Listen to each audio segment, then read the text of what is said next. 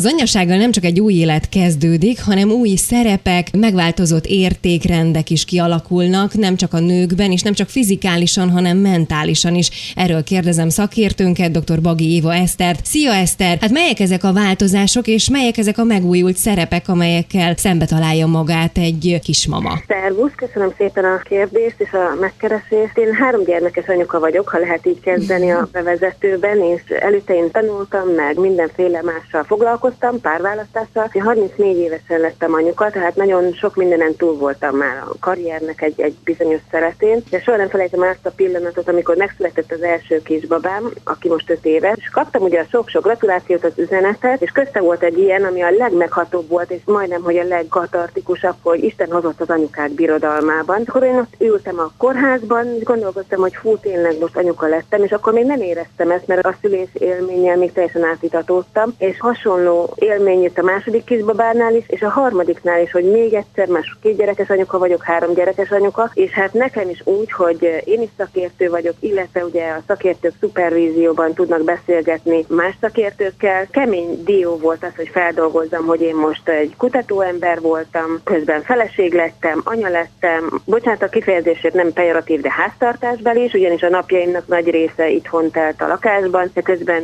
szakértősködtem bizonyos médiában. És ezeket a szerepeket megtalálni és helyére tenni, hogy milyen aránya van a dolgoknak, és a leginkább tanulságos számomra az volt, és szerintem a kismamáknak is érdemes ezzel foglalkozni, hogy pont amivel foglalatoskodnak, hogy éppen a kisbabájukkal tisztába teszik, ébrezgetik, játszanak vele, valami újat tanítanak egymásnak, mert ez egy kölcsönös tanulási folyamat, éppen abba kell belemerülni, és nem azon agyalni, mert én nekem is nehézség volt, és tudom, hogy a kismama barátnőimnek is nagyon nehéz volt, hogy úristen, már mit kellene éppen csinálni, betenni a mosást, fölhívni valakit, visszahívni, megválaszolni, megfőzni a vacsorát. A másik nehéz dolog nekem az volt, és másoknak is szerintem érdemes ezt megfogadni, hogy jó segítséget kérni, elengedni dolgokat, hogy nem kell mindig főtétellel várni haza a párunkat, vagy ha a lakás szalad, akkor kedden átéphetjük, mert szerdán foglalatoskodunk ezzel. Szóval a fontossági dolgok, a pihenés, a fókusz, hogy a babámban, magunkon is legyen egy kicsit, férjünkön is, a gyermek édesapján is legyen. Szóval ezeket a határokat, szerepeket megtalálni, pontosan jó lelkülettel belőni mindenkinek magának, szerintem ez a legnehezebb feladat. Van rá valamilyen recept? Mert tényleg van, aki teljesen ki tud teljesedni az anyaságban,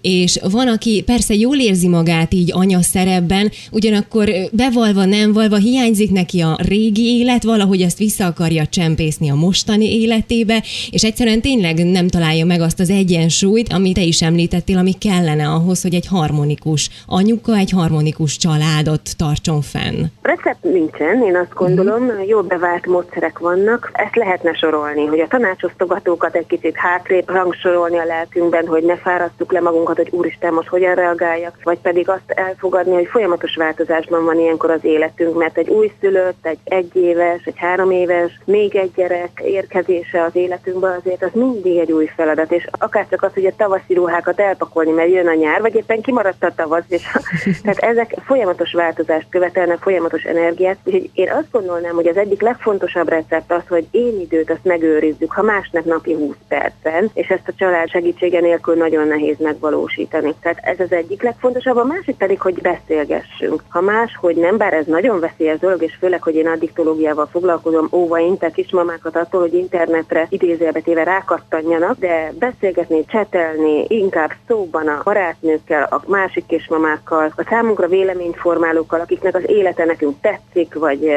történeteket olvasni, ilyen mintanyújtást, mintát tanulni másoktól, mert ugye mi is tanuljuk ezeket az új szerepeket, és lehet, hogy valaki már megvalósította, már kijárta azt a mesdjét, és éppen egy szelete az nekünk beilleszthető szépen a mindennapjainkba. Vannak hasznos könyvek is, én is például egy ilyen nagyon érdekes könyvet olvastam a múltkor, és még mindig tanulok a 3. gyereknél is, hogy hogyan tudok úgy enni adni a családnak, hogy ne vigye el az egész időmet, de tudjam, hogy mit főzünk, egészségesen együnk, és mindig legyen majdnem, hogy kész étel karnyújtásnyira. Ezeket én is most tanulom, pedig az édesanyám mosolyog rajtam, ő ugyanígy csinálja, tehát kvázi újra felfedezzük mi is a spanyol viaszt, de a saját ízünk szerint. És nekem még egy harmadik nagyon fontos recept, hogy nyúljunk vissza nyugodtan az őseinkhez. Nézzük meg, hogy nagyanyáink, anyukáink hogy csinálták, mert szerintem az nekünk is működni fog, bár kézzel-lábbal szoktunk tiltakozni ellenen, de hát ez is igényel egyfajta érettséget. Újra éljük a saját gyerekkorunkat, és újra halljuk édesanyáink mondata jön ki a szánkon, és akkor kapkodjuk a fejünket, hogy már megint azt mondtam, amit anyukám mondott, és én annak idején mennyire ki voltam ettől akadva,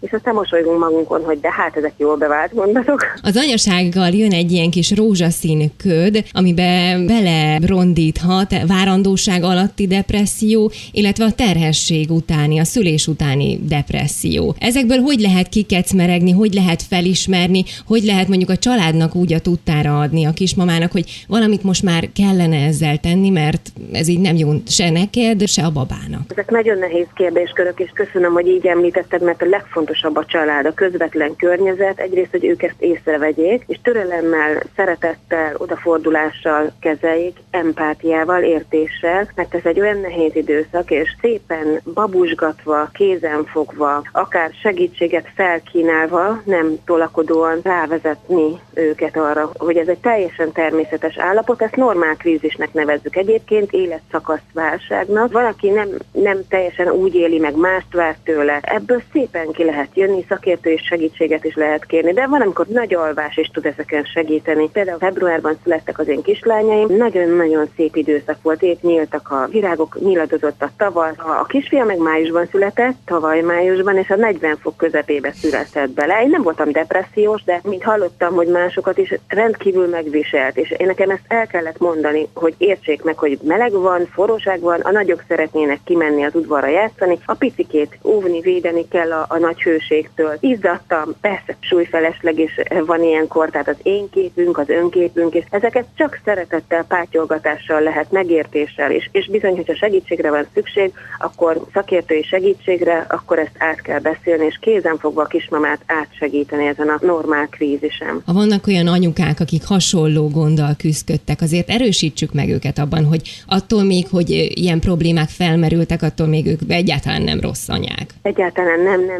Több a kérdés bennük, amit csak ezt tudom mondani, hogy beszéljenek másokkal, akik szintén hasonló problémával küzdködnek, olvassanak interneten. A kismama fórumok, én nem nagyon fórumoztam, de tudom, hogy az egyik legjobb barátnőm, neki ezek segítettek, hogy fórumon beszélgette meg a problémáit, és ugye az én problémám másnak is probléma, akkor már nem is olyan nagy a súlya, ezek a közös élmények, úgyhogy egyáltalán senki ne vádolja magát, mert az csak súlyosbít a helyzetem, még van, aki a szoptatás miatt aggódik, hogy eleget vette a baba. Visszanézve ezek már nem annyira súlyos nagy problémák, kérdéskörök, de akkor abban a percben ezt komolyan kell venni, mert ez egy kétség, és erről beszélni kell. Nem szabad magunkba zárni, és hogyha azt látjuk, hogy a kismama egyre csak befelé fordul, sírdogál, nem tudja kialudni magát, akkor szeretettel, kivel ő nagyon jó, intim, őszinte, bensőséges viszonyban van, lehet egy barátnő, lehet az édesanyja, hívjuk oda az édesanyját, beszélgessenek arról, hogy most mi a probléma, és nagyon szépen lassan, óvatosan odafigyelve, anélkül, hogy az ő kisbabáját, a duál unióját megsértenénk, kibontakoztatjuk ezt a problémát, és szépen átíveljük. A duál uniót ezt nagyon kiemelném még egyszer, mert sokan azt gondolják, hogy úgy lehet segíteni, hogy elveszik a kisbabát, amíg ő tepizik, addig mi elviszük sétálni, és majd kikeveredik valahogy ebből. Hát ez a legnagyobb fájdalom ilyenkor egy kismamának, egy kisbabának is egyébként, hogy ebbe a duál unióba belerondítunk, tehát ezt szépen óvatosan, hímes tojásként kezelve kell őrizni, és aztán utána ez szépen változni fog. Azzal kezdtük a beszélgetést, hogy 3 gyermekes anyuka vagy, és mivel anyák napja van, hát nem tudom megkerülni ezt a kérdést. Van olyan anyák napi élményed, ami olyan maradandó marad? Még gondolom lesz jó pár 3 gyerekkel, de eddig van olyan, amit úgy szívesen megosztanál velünk és a hallgatókkal? Majd kicsit fáradtabb vagyok, mert a frontok megviseltek, és innentől kezdve meghatódóbb is, úgyhogy megpróbálok erős maradni és úgy elmondani, mert egész nap a anyáknapi énekek jönnek a rádióból, és én édesanyám is a lelkemben most sokkal fontosabb, mint általában. Én ma már pityeregtem ezen, úgyhogy azért megoldom a hallgatókkal. Az egyik az én anyukámmal kapcsolatos anyáknapi élmény, írtam neki egy verset, és hát, hogy kisgyerek voltam még alsós, és ezt szépen leragasztottam egy szívecskére, ráírtam, odaadtam, és hát anyukám pityergett, én nem tudtam hova tenni, hogy most nem örül neki, vagy egyebek, és nekem ez egy nagyon nagy élmény volt, akkor tanultam meg, hogy örömkönnyek is léteznek a földön, és ez az egyik volt. A másik pedig az én első anyáknapi élményem, amikor ugye kislányom még nagyon pincurka volt, és hát február végén született, születésnapja volt, aztán nőnap is jött, és anyáknap, és utána az én születésnapom egy kupacban, és tele volt virággal az ablakom, amikor még azt sem tudtam felfogni, hogy én anyuka lettem, meg kisbabám van, amire a leginkább vágytam a földön. Szóval maga ez az élmény, hogy az én kicsike kisbabám egyből engem anyukaként köszönt, és hát ez az első anyáknapi élményem volt. Meg hát most is jön, mert a férjem mindig a lányokat valahogy úgy elcsempészi a látókörömből, ami nem olyan nagyon könnyű, meg most már kisfiam is van, és ilyen kis tapancslenyomatokat mindig valamit készítenek. Most elmegyünk Vadonba egyébként, most indulunk sátortáborozni, és hát hallom, hogy pusmognak, ugye lehet, hogy ma és holnap is valami kis meglepetés fog engem várni. Mindegyik kis anyák napi élmény aranyos. Na hát akkor sok-sok még ilyen anyák napi kis emléket kívánok neked, és hát jó szórakozást a sátortáborozáshoz. Köszönöm szépen, hogy a vendégünk voltál, és válaszoltál sok-sok felmerülő kérdésre. Én is köszönöm, és hát boldog anyák napját kívánok az anyukáknak is, meg mindenkinek.